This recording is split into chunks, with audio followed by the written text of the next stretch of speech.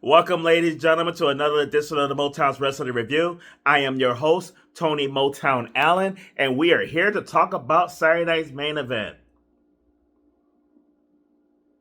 I'm a little late on the review because originally I was going to combine this and Raw. But when I saw the lineup for Raw, I'm like, man, it actually looked like Raw's going to be really, really good. I'm going to take up a little bit more time.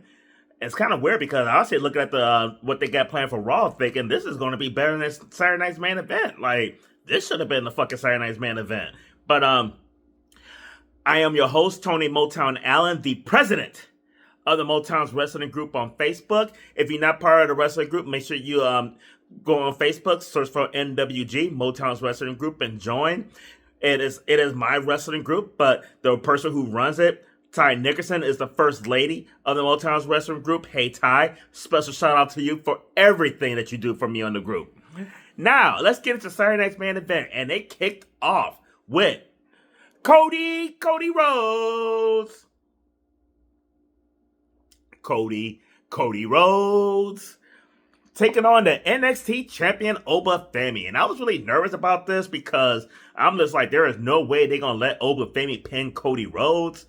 But there is no way Cody Rhodes should beat Oba Femi. I mean, when you look at these guys, you just know Oba Femi's a big fucking deal. It doesn't need to be jobbing out to Cody Rhodes. Yeah, he is the WWE champion or the world champion. One of the, like, he is the Raw champion. He is on Raw, right? It's hard to fucking keep up. Oh no, he is the SmackDown champion because CM Punk's the Raw champion. Sometimes the brand splits kind of fucked me up. But this match itself, though, was actually really, really good. I gave it a B. I actually enjoyed it. I probably would have gave it a higher score if it wasn't for the screwball ending. I'm not a big fan of screwball finish, but it really fit for this one, though. But Cody sold his ass off for Oba Femi. Like, Cody Rhodes made sure that he made Oba Femi look good. And shout out to Wade Barrett, because Wade Barrett on commentary kept making Oba Femi sound like a big fucking deal. I mean, this was the first time that a lot of people got to see Oba Femi. If you don't watch NXT, you don't know who the fuck this motherfucker is.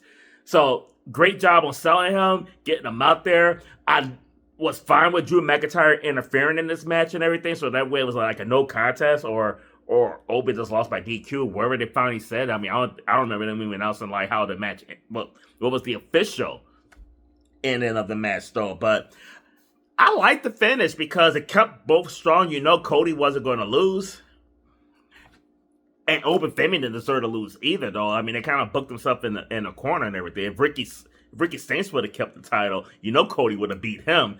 But I gave it a B, and I really, really liked this match. And you had the two champions standing in the ring and toasted the titles. We had a little color in this match as well. Cody Rhodes got his ear busted open, which was kind of cool when we get some blood. And even after the win and when they were standing tall, I mean, Cody was still selling the beating that he took, though. So, shout out to Cody on this one, to be honest with you. Next up, we have Sol Ruka taking on Bayley. And, of course, Bayley had Lara Valkyrie out there with her. Bayley actually came out first, but when Sol Ruka came out with Zarya, not going to lie, that kind of worried me. Because I didn't think there was any way that Sol Ruka should lose this match to Bayley. But when I saw Zarya out there, I thought it was going to be a screwball finish for Bayley. But it wasn't. This match I really, really liked. I actually gave it a B+, which is saying a lot because it's that bitch Bayley. I mean, but as much as I don't like the bitch and everything, she can still perform in the ring. I mean, I think they paired these two up. This was a good pairing for the two of them. And no, Bayley could definitely afford to lose this. I mean, well, she's been losing. Actually, I said she could afford to lose, but I don't really know if she could or not, though. But Sol Ruka is that woman, though. I mean, Jesus Christ. She's a young Charlotte Flair. She could be a better Charlotte Flair. We could have a new GOAT in the making here. I mean, Charlotte Flair is 39 years old, Sol Ruka's 26. And everybody talk about how athletic and Charlotte is, and she's very athletic, but Sol Ruka, my God, she did a fucking cartwheel. She did a fucking cartwheel onto the ropes, off the rope into a fucking DDT. I've never seen that, to be honest with you. And the Soul Snatcher, my God. And I like how she pulled her in, and then Bayley rolled her up, and then she rolled her up and got the pin after the Soul Snatcher. I thought the finish was excellent. Again, a match a B plus. Thoroughly loved it. And So Ruka, I mean, my roommate Bobby's always big on Soul from the beginning and everything, but she's out there. She's looking a hell of a lot more confident. She's always been talented, but she looked like she was just happy to be there. Now she's looking like I'm that bitch and everything. I gotta keep my eye on her. She ain't on my list yet. And my list is growing too. Jesus Christ. Sorry, AJ. You're still my number one. But So Ruka might be able to get it like that. Next, we had the tag team match. We had the phenomenal AJ Styles teaming up with Dragon Lee to take on Javon Evans and the TNA X Division champion Leon Slater, which was kind of cool because you had the original TNA X Division champion and AJ Styles, and you had the current TNA X Division champion Leon Slater. So I thought that was kind of a nice twist to this. I like the fact that these guys got to showcase their talent and everything. Javon Evans has been appearing a little bit more on the main roster and everything, which is cool. We're getting a lot more eyes on him. And the one thing that, if you watch the Future Focus podcast, you saw that I jumped in there a little bit. Rob, you didn't piss me off to jump in. I just wanted to throw out there what I had to say about Leon Evans and everything, though, because watch the Future Focus podcast. The nice thing with that is the fact that you get different points of views, and Rob was not happy with what happened with Leon Slater, but I really thought that it was good for the kid. I think I don't watch TNA. I haven't watched TNA forever and everything, but I got to see Leon on Saturday Night's Main Event. I also got to see him in the Iron Survivor Challenge. Yeah, he didn't win any of these matches, though, but he had me open my eyes like, God damn, look at this kid. The kid's fucking good. So I thought it was, for me, it was nice to see him out there. I mean, yeah, he lost, but there's no shame in losing to the phenomenal AJ Styles. But also give the kid credit, though, because AJ had a botch off the ropes when he went up there for the phenomenal forearm and slipped and fell, and the kid was right on it. He immediately went for the cover to make it look like, hey, no big deal. The show goes on and everything. He still ended up getting hit with the Styles crash and lost, but I gave the match a B-. I did have to deduct a little bit because of the botch in there, even though Leon Slater covered it really, really well, but the botch still happened, so it is what it is, though, but I still give it a B-. And then we had an unexpected thing with The Miz out there. That R-Truth came out there because basically R-Truth didn't like what The Miz did with Adam Pearce's balls. No, he switched his balls in the tournament, and apparently Miz took off somebody's name out of the tournament and put his name in there. And the Miz said Joe Henry. Say his name and he appears. I believe in Joe Hendry. I don't, but Jesus Christ. The Mastermind Bobby Rogers called him a fucking cult following, and I gotta admit, because I don't even like Joe Henry, but I find myself getting into it as well. The shit's fucking catchy. Now when they start with that's where they lose me. But they be having me on that. Say his name and then he appears. Like, kind of reminds me of Lucha when what was her name? Jesus Christ. You know what I'm talking about. Kathleen, whatever her name was. I can't remember. The girl that was, oh God, I can't remember her name now. But it's like she would disappear and reappear out of nowhere. Mom, leave it in the comments. I'm sure you remember who she was, though. But he appears like that. So got in there and everything. They end up, him and R-Truth end up beating up the Miz. They did the 10 knuckle shuffle. And it was just kind of like one of those moments where, like, hey, it is what it is.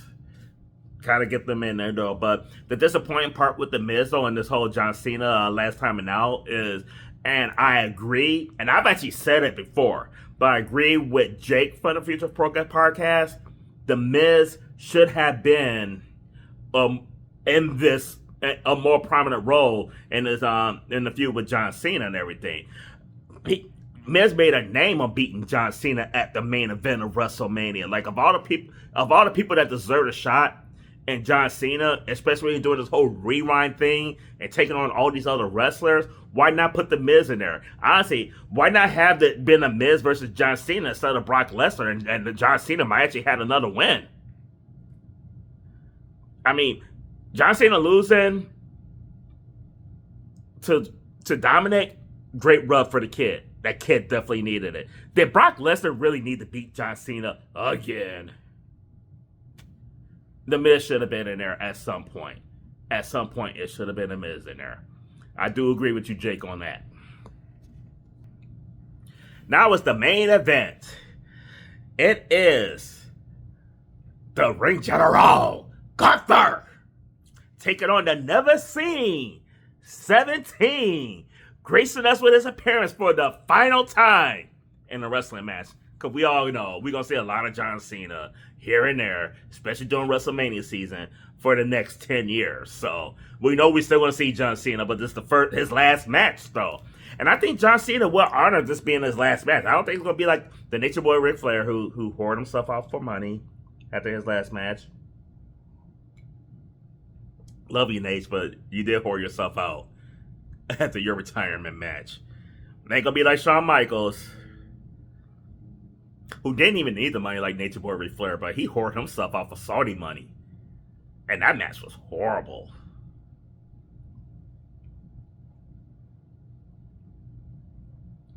Not gonna whore himself out like The Undertaker did for Saudi money as well. I don't see him doing another wrestling match, but I do think that he is gonna be making appearances. But Gunther came out to fucking boos like motherfuckers. Like, they were booing the shit out of Gunther.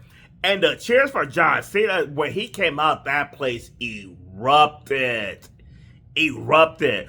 I don't think I've ever seen that many John Cena fans in one building in my entire life. I remember when they booed this motherfucker on a regular basis. They were singing his song. It was nuts. The Never Seen 17. The greatest of all times in the 2000s. John Cena. This match was actually pretty decent. I like the hard hitting in this match. Gunther, in my opinion, looked really, really good. I know Cena got a lot of shit on the tap out because he was smiling. Me personally, I give him a pass on that. Because you know why? This was a very emotional night. I mean, this is his last time. I think he just soaking it in. And the fact that like he went so long without tapping because he never gives up. And for him to give up to Gunther, I mean, I know a lot of people like Gunther shouldn't have won that way. Shouldn't have won at all. No, this was a definitive finish to John Cena. Never give up, bitch, you gave up. I honestly love the finish. You lose your last match. You go out on your back.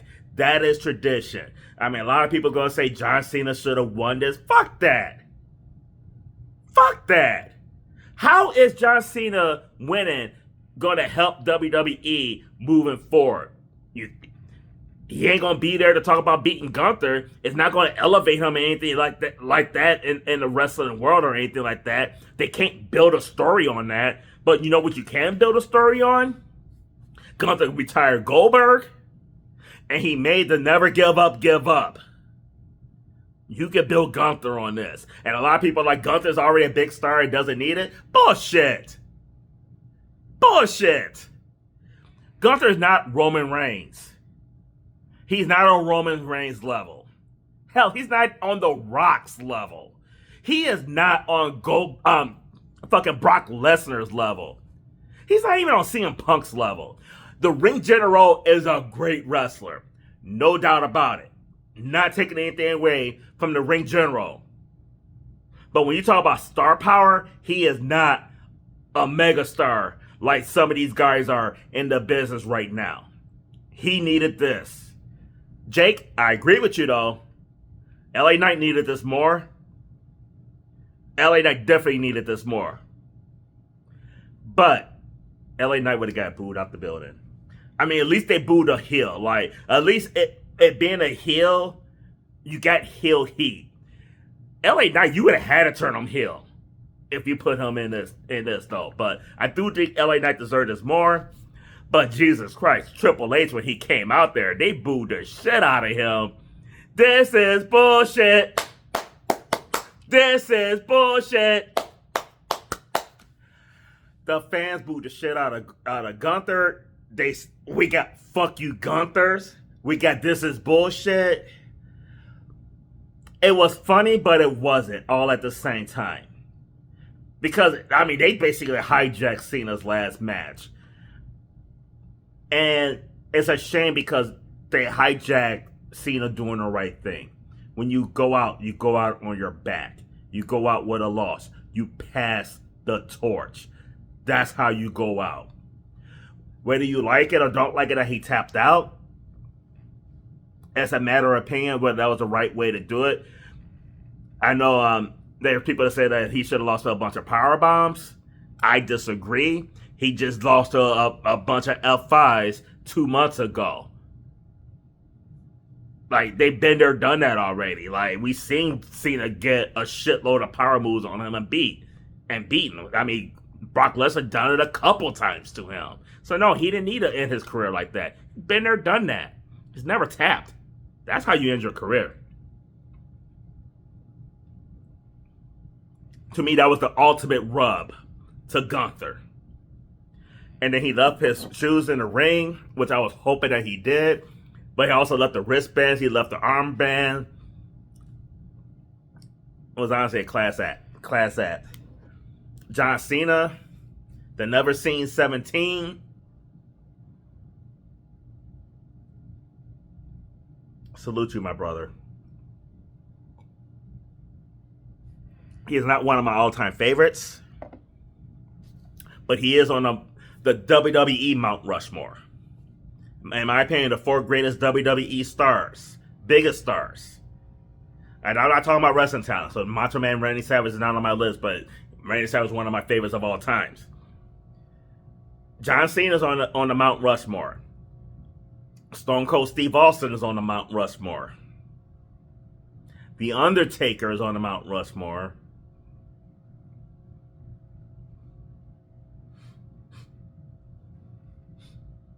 Can't believe I'm saying this.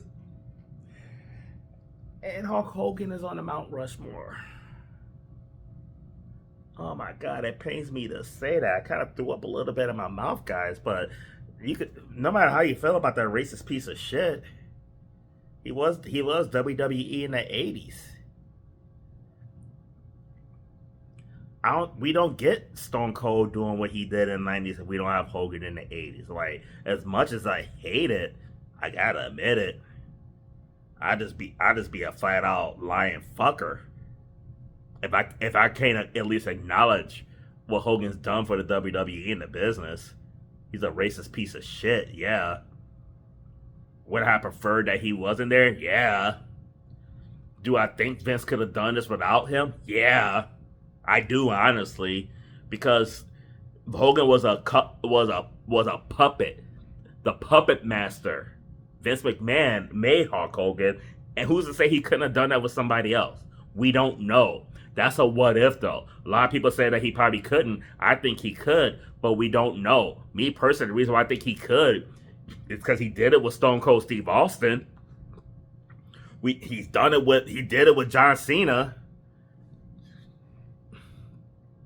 So I'm not gonna say that he couldn't do it with Hogan, without Hogan.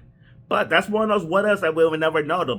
But that is a fantasy what if, woulda, coulda, shoulda. But the reality of it is that fucking dirty ass racist bitch Hulk Hogan was that guy.